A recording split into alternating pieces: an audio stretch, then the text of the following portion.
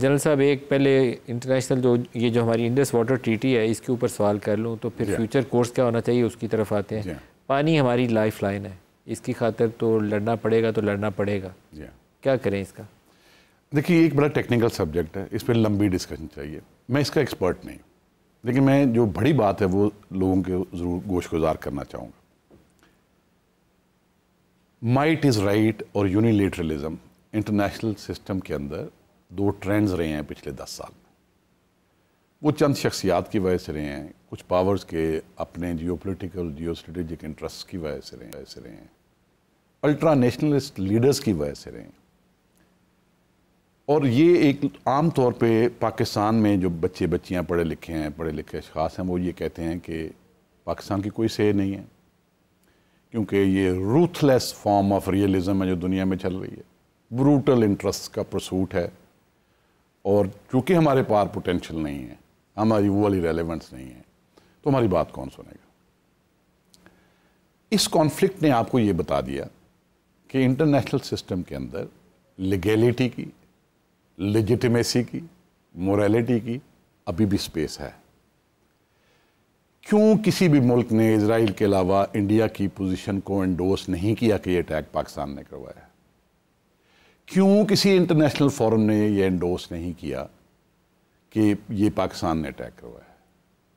کیوں کسی نے ایسی سٹیٹمنٹ نہیں دی, کسی کیپٹل سے ایسی آواز نہیں آئی سوائے اسرائیل کے کہ انڈیا جو کہہ رہا ہے, بلیم کر رہا ہے وہ ٹھیک ہے؟ انڈیویجول ایکٹرز کی بات نہیں کر رہا میں, کسی فارن آفس نے کہا ہے, یہ کسی پرائم منسٹر نے یہ سٹیٹمنٹ دی ہے, کسی پریزیڈنٹ نے یہ کہیں سے نہیں آئی. کیوں نہیں آئی؟ کیونکہ انڈیا نے اپنا کیس لیگلی بلڈ نہیں کیا. ٹھیک ہے, اپنی جو وہ کرنے چاہ رہے تھے اس کے لیے لیجیٹیمیسی ارن نہیں کی, کریٹ نہیں کی. تو جو انڈس بیسن واٹر ٹریٹی کی سسپینشن کی انہوں نے بات کی ہے, جو کہ دونوں کنٹریز کی سائن شدہ ورلڈ بینک کی جو زیر نگرانی ایک سائن ہوا تھا, اس میں یہ چیز ہے ہی نہیں ہے. یونیلیٹرلی کوئی بندہ اس کو کینسل نہیں کر سکتا, سسپینڈ نہیں کر سکتا, بینس میں نہیں رکھ سکتا. تو وہ لیگیلٹی والی بات تو اس میں کہیں ہے ہی نہیں. اور یہ کانفلکٹ اٹ سیلف پرووز کہ ابھی بھی انٹرنیشنل سسٹم میں لیگیلٹی کی بات ہے, لا فیئر کی بات ہے, لیجیٹیمیسی. آپ کا خیال ہے لا فیئر سے سولوشن؟ میں جو سٹارٹ میں بات کی تھی نا کہ اب پاکستان کو اپنے پار پوٹینشیل اور قد کاٹ کے مطابق بات کرنی چاہیے انٹرنیشنل ارینا میں اور انسٹیٹیوشن میں, اور جہاں لا فیئر کی کیپیسٹی چاہیے اس کو بلڈ کرنا چاہیے. یہ نہیں کر سکتے وہ. اچھا, پیچھے ٹائم ہمارے پاس کم ہے, کوئکلی 3-4 اور باتیں پوچھ لوں. جی ہاں. کلنٹن جب آیا تھا تو وہ سکھوں والا واقعہ ہوا تھا, چھتیس گڑھ, جو بھی چھتیس گڑھ یا جو بھی جگہ کا نام تھا, پلوامہ ہوا, اب یہ پہلگام ہوا. وداؤٹ پروف پاکستان پہ ایلیگیشن آیا. یہ 6 مہینے بعد, سال بعد دوبارہ بھی اس طرح کا انسیڈنٹ ہو سکتا ہے, کیسے روکیں اسے؟ دیکھیں, مجھے تو میں نے 1-2 جگہ پہ اور بھی یہ بات کی ہے, مجھے کوئی شک نہیں ہے کہ کشمیر میں ایسا انسیڈنٹ پھر ہوگا. اور اس کی بنیادی وجہ کیا ہے؟ دیکھیں, ہماری طرف کوئی 5.4 ملین لوگ ہیں کشمیر میں, آزاد جموں کشمیر اور گلگت بلتستان میں. وہاں 10 سے 11 ملین لوگ ہیں انڈین اللیگلی آکوپائڈ کشمیر میں. وہ جو انڈیا میں اللیگلی جس طرح لوگ رہ رہے ہیں 1989 سے خاص طور پہ, اس سے پہلے بھی کوئی آئیڈیل زندگی نہیں گزار رہے تھے.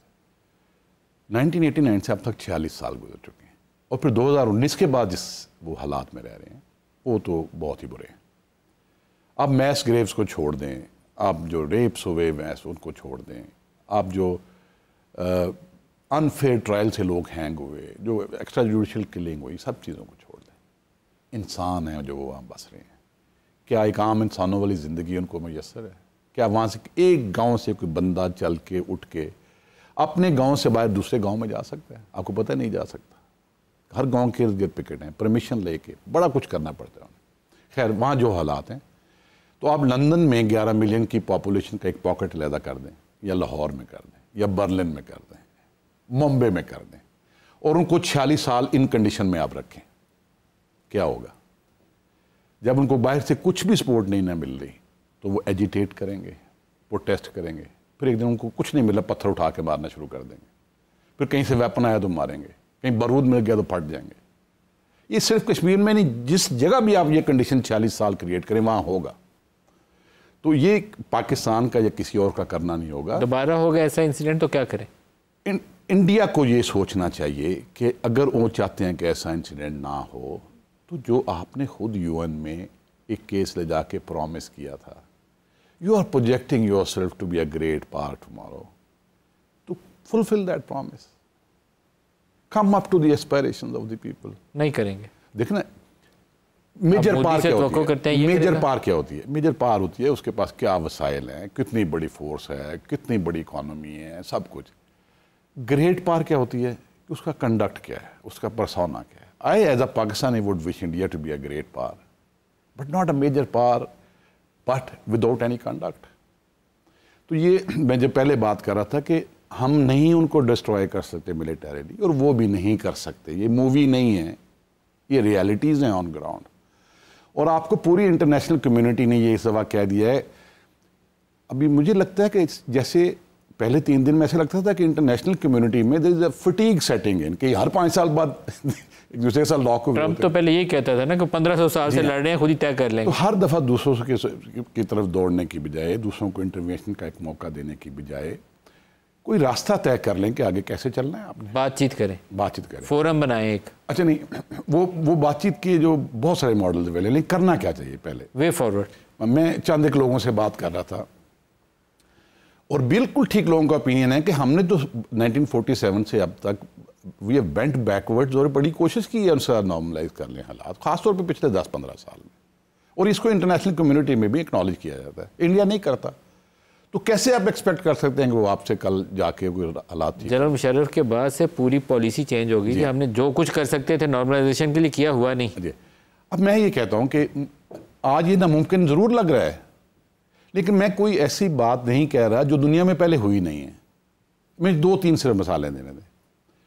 جرمنی اور فرانس 17ویں 18ویں 19 اور 20ویں صدی کی آدھا ہاف ہر 40-50 سال بعد لڑتے رہے, ایک دوسرے کو تباہ کرتے رہے. 1945 میں جنگ دوم ختم ہوئی تو انہوں نے کہا یار اب ایسے نہیں رہنا. اگلے 25 سال میں 1975 تک پوری طرح انٹیگریٹ ہو چکے تھے, economically, politically, socially, culturally, despite 2 الگ لینگویجز ہونے کے بعد. ہمارے پاس پیچھے ٹائم کم ہونا ہے. آپ کیا انسٹیٹیوشنل میکنزم کیا سجیسٹ کرتے ہیں؟ میں کرتا ہوں. ابھی جاپان اور امریکہ کی مثال دے لوں, تباہ کر دیا انہوں نے, آج بڑا سٹرانگ ریلیشن ہے. ایران عراق 8 سال لڑے, آج بڑا سٹرانگ ریلیشن ہے. کیسے ٹھیک ہوگا؟ رویے تبدیل کرنے پڑیں گے لوگوں کو, اس طرف بھی اس طرف بھی. اس طرف کانسٹیچوئنسیز آف پیس ہوتی تھیں, بات کرتے تھے لوگ, اب نہیں کرتے, وہاں اختلاف رائے کی جگہ نہیں ہے. ہمارے ہاں اب بھی کانسٹیچوئنسیز آف پیس ہیں. دیکھیں میں یہ بات کر رہا ہوں نا, میں ایک ریٹائرڈ گورنمنٹ سرونٹ ہوں, میری کوئی حیثیت نہیں ہے. ششی تھرور نے کل کیا بات کی ہے, ان کی ایک ڈومیسٹک کانسٹیچوئنسی ہے, اس کی انٹرنیشنل ارینا میں ایک کانسٹیچوئنسی ہے. انہوں نے جو ان بٹوین دی لائن ہے وہ کہہ دیا کہ this was not a just war, یہ حل نہیں ہے جنگ. تو ان کی بات سنی جائے گی نا. یہ جو یورپ میں ہوا ورلڈ وار 2 کے بعد, انسٹیٹیوشنلائز کریں لاسٹ فیو منٹس. میں اس میں بہت اہم بات کرنا چاہتا ہوں. یورپ میں جو ہوا تھا دوبارہ سے ری بلڈ ہوا, 6 کروڑ 80 لاکھ بندے کے مرنے کے بعد, سارے شہر تباہ ہونے کے بعد 6 بندوں نے وہ کیا تھا. ٹرومن, آئزنہاور, چرچل, ڈی گال, ایٹلی, کونراڈ اڈنائر آف جرمنی. 100 آپ کہتے ہیں 2.25 ارب آبادی ہے ان 2 ملکوں میں, 6 بندے نہیں پیدا کر سکتے ہم ایسے جو فیوچر کے لیے راستہ دکھائیں. پولیٹیکل ول ہو, لوگ اپنے ایک دوسرے کی طرف رویے بدلیں, 15-20 سال میں حالات ٹھیک ہو جائیں گے. میں نہیں کہہ رہا اوور نائٹ ٹھیک ہوں گے, بیبی سٹیپس تو لینا شروع کریں. آپ کو پتہ ہے جنگ حل نہیں ہے, آپ نیوکلیر پاور ہیں, آپ کو دنیا نے لڑنے نہیں دینا. پہلا سٹیپ کیا ہوگا؟ پہلا سٹیپ تو شروع ہو چکا ہے, ایک انگیجمنٹ تو شروع ہو چکا ہے. امریکہ پہلا کریج چاہیے دونوں طرف سے ایک ایسے لیڈرز چاہیے جو کہیں کہ we have to draw line on the past. اور مجھے بہت ہوپ ہے کہ ایسا موقع آئے گا. 3-4 بندے پاکستان دے دے, 3-4 وہ دے دے, اور بیٹھ جائیں اور بیٹھ کے کوئی روڈ میپ طے کر لیں. صرف 3-4 نہیں, میں کہتا ہوں ایک بڑا گروپ ادھر سے بنائے. میں نے اپنے لوگوں سوسائٹی میں کام کیا ہے, بروکریٹس کے ساتھ میں نے کام کیا ہے, سیاستدانوں کے ساتھ SAFC میں نے ٹیکنوکریٹ کے ساتھ کام کیا ہے. اتنی کیپیسٹی ہے ان لوگوں میں. اسی طرح ادھر بھی بہت کیپیسٹی ہے. The question is, will people from both country assert themselves on the leadership and say, mend your ways? Last minute ہے, ہم 78 سال جس طرح رہے ہیں, ہم نے ایسے نہیں رہنا, ایسے نہیں رہ سکتے. تو یہ لوگوں کو کہنا چاہیے. میں تو کہہ رہا ہوں شاید دوسری طرف سے بھی آواز آ جائے.